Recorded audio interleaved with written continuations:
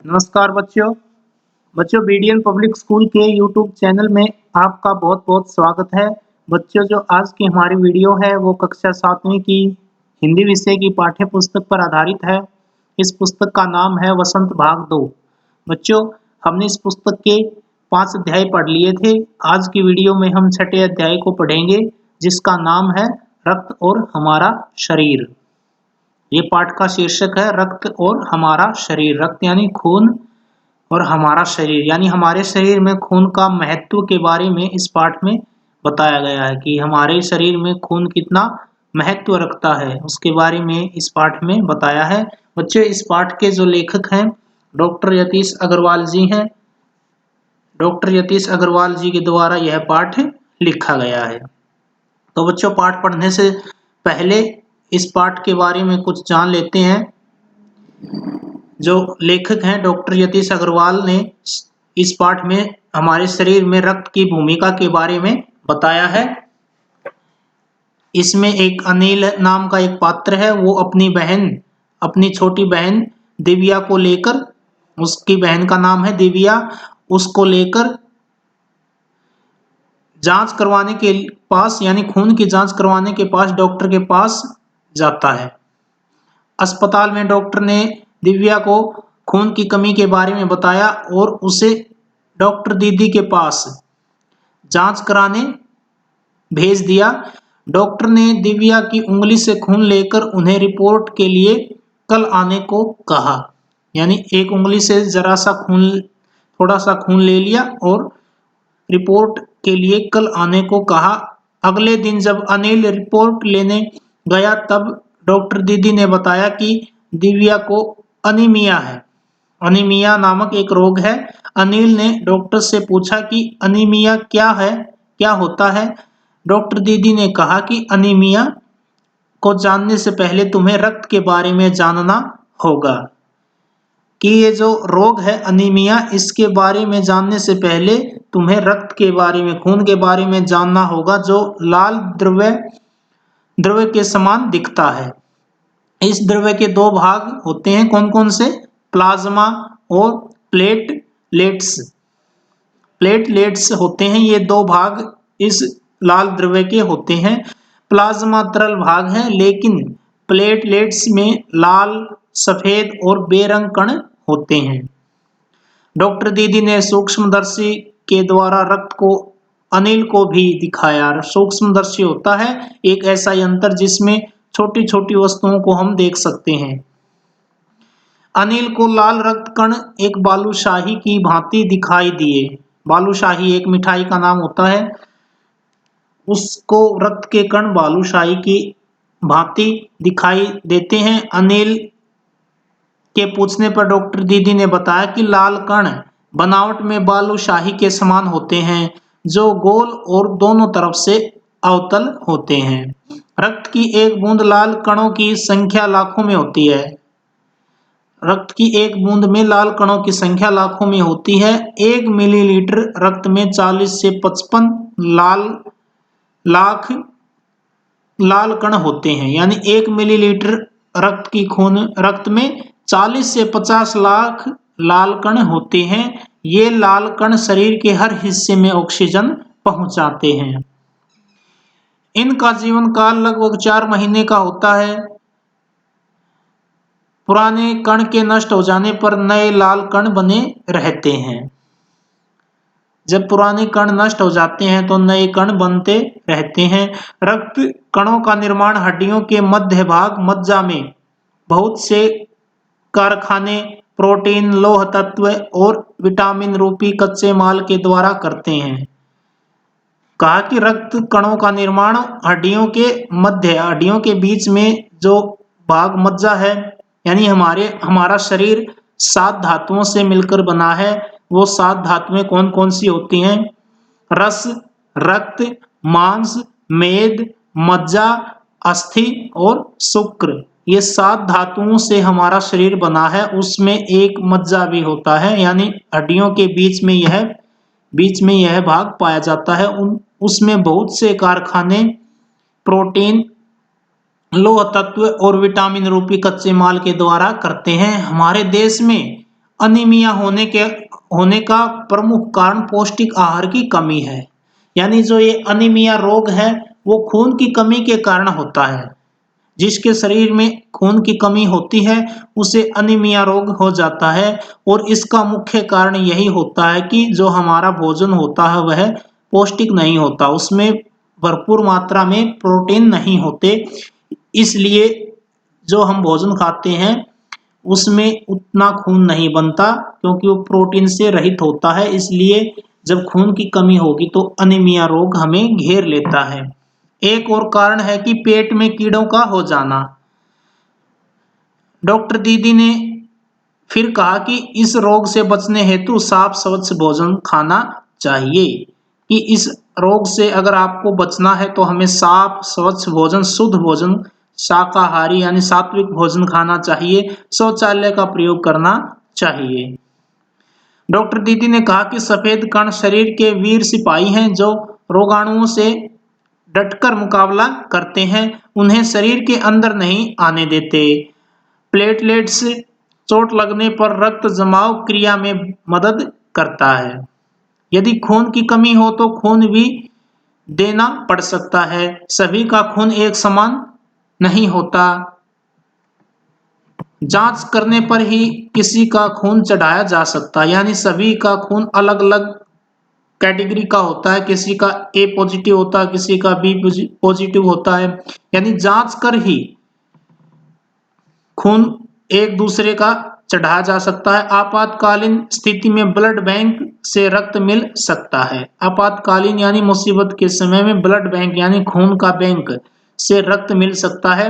अनिल के पूछने पर कि क्या वह रक्तदान कर सकता है, अनिल डॉक्टर दीदी से कहता है कि वह रक्तदान कर सकता है। डॉक्टर दीदी ने बताया कि 18 वर्ष की आयु से अधिक स्वस्थ व्यक्ति ही रक्तदान कर सकते हैं। जिसकी आयु 18 वर्ष की से अधिक हो और वह व्यक्ति स्वस्थ हो, उसे कोई बीमारी या रोग न हो, तो वह व्यक्ति अपने खून का दान कर सकता है। एक समय में 300 मिलीमीटर रक्त ही लिया जाता है और वह एक समय में कितना खून दान कर सकता है, 300 मिलीलीटर।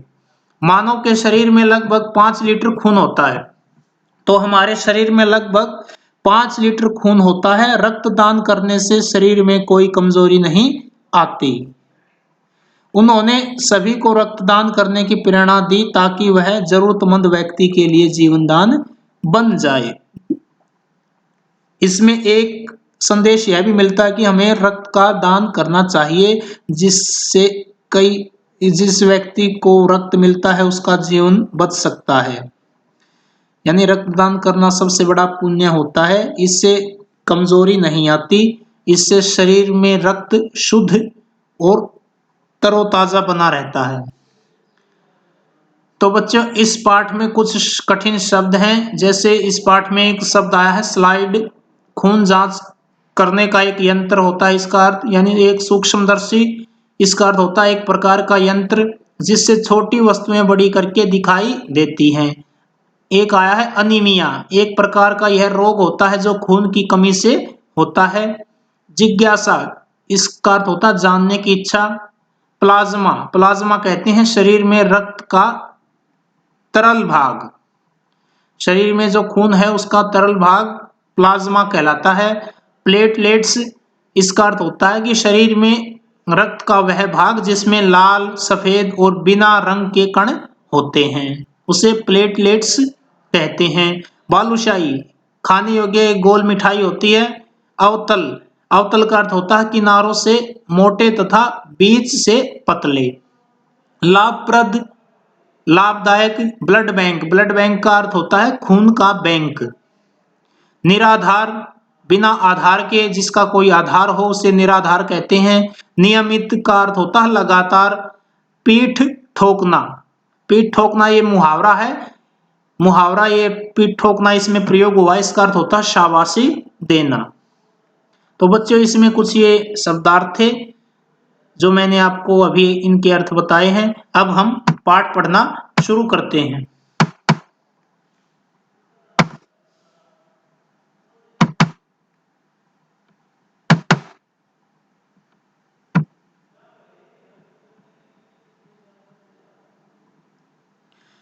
दिव्या अनिल की छोटी बहन है। यूं तो वह शुरू से ही कमजोर है, लेकिन इधर कुछ दिनों से उसे हर समय थकान महसूस होती रहती है। मन किसी काम में नहीं लगता, भूख भी पहले से कम हो गई है। अस्पताल में उसे डॉक्टर ने देखा तो कहा, यानी इसमें एक अनिल अपनी छोटी बहन को डॉक्टर के पास ले जाता है। लगता है दिव्या के शरीर में रक्त की कमी हो गई है, जांच कराकर देखते हैं। यह कहकर उन्होंने दिव्या को रक्त की जांच के लिए पास के एक कमरे में भेज दिया। वहां अनिल को अपनी ही जान पहचान की डॉक्टर दीदी दिखाई दी। डॉक्टर दीदी ने कहा, कहो अनिल, कैसे आना हुआ? अनिल ने बताया कि डॉक्टर ने दिव्या को खून की जांच के लिए आपके पास भेजा है। इतना सुनते ही डॉक्टर दीदी ने दिव्या की उंगली से रक्त की कुछ बूंदें एक छोटी सी शीशी में डाल दी और स्लाइड पर लगा दी। स्लाइड यानी ये एक यंत्र होता है जिससे खून की जांच होती है। फिर अनिल से बोली, अनिल तुम कल अस्पताल से रिपोर्ट ले जाना। अगले दिन अस्पताल पहुंचकर अनिल ने डॉक्टर दीदी के कमरे के दरवाजे पर दस्तक दी। भीतर से आवाज आई, आ जाओ। अनिल ने कमरे में प्रवेश किया।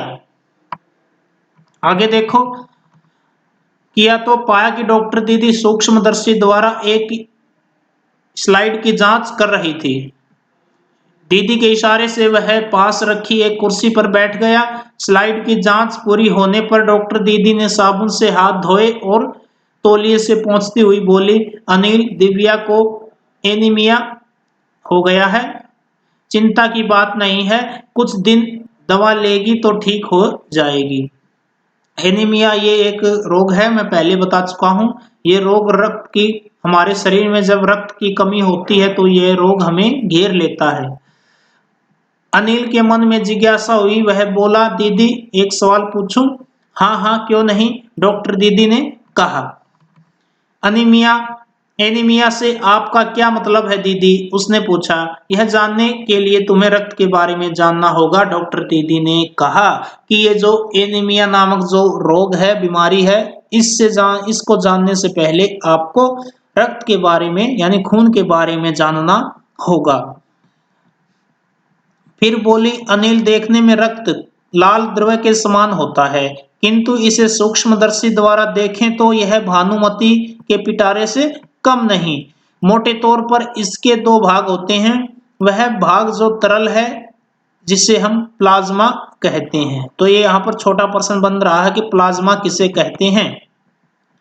खून का वह भाग जो तरल अवस्था में है उसे प्लाज्मा कहते हैं। दूसरा वह जिसमें छोटे बड़े कई तरह के कण होते हैं, कुछ लाल, कुछ सफेद और कुछ ऐसे जिनका कोई रंग नहीं, जिन्हें बिंबाणु या प्लेटलेट कण प्लेटलेट्स कण कहते हैं। ये कण प्लाज्मा में तैरते रहते हैं। इतना कहकर डॉक्टर दीदी ने सूक्ष्मदर्शी के नीचे एक स्लाइड लगाई, उसे फोकस किया और बोली, देखो अनिल, सूक्ष्मदर्शी द्वारा जो कण तुम्हें दिखाई दे रहे हैं हैं ये हैं लाल रक्त कण। आगे देखो, स्लाइड देख मानो आश्चर्य से उछल पड़ा था अनिल, यानी स्लाइड को देखते ही उन्होंने आश्चर्य से उछलना शुरू कर दिया। देखो चित्र में भी दिखाए गए हैं। रक्त की एक बूंद भी इतने सारे कण, रक्त की एक बूंद में इतने सारे कण, इसकी तो वह कल्पना भी नहीं कर सकता था। वह बोला, इन्हें देखकर तो ऐसा लग रहा है मानो बहुत सी छोटी छोटी बालूशाही रख दी गई हो। हाँ दीदी बोली, लाल कण बनावट में बालूशाही की तरह होते हैं। देखो ये दिखाया है चित्र में, गोल और दोनों तरफ अवतल, यानी बीच में दबे हुए। रक्त की एक बूंद में इनकी संख्या लाखों में होती है। यदि हम 1 मिलीमीटर रक्त लें तो उसमें हमें 40 से 50 लाख कण मिलेंगे। ये यहाँ पर छोटे प्रश्न बन रहे हैं कि 1 मिलीलीटर रक्त में कितने लाल रक्त कण बने होते हैं। इसमें तो इसमें होते हैं 40 से 50 लाख कण मिलेंगे। इनके कारण ही हमें रक्त लाल रंग का नजर आता है। ये कण शरीर के लिए दिन रात काम करते हैं। सांस लेने पर साफ हवा से जो ऑक्सीजन तुम प्राप्त करते हो उसे शरीर के हर हिस्से में पहुंचाने का काम इन कणों का ही है।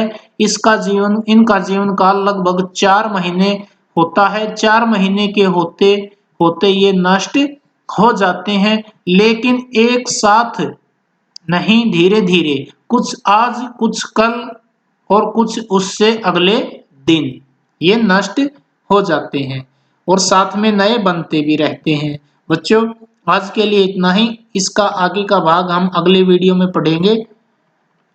आज जो करवाया है उसको, इसमें अध्याय में कुछ छोटे प्रश्न बन रहे हैं। इस अध्याय में छांटकर आपने अपनी पुस्तक कॉपी में छोटे प्रश्न लिखने हैं और इस YouTube चैनल को सब्सक्राइब करना न भूलें। इसे अवश्य ही सब्सक्राइब करें, लाइक करें, शेयर करें। आज के लिए इतना ही। धन्यवाद।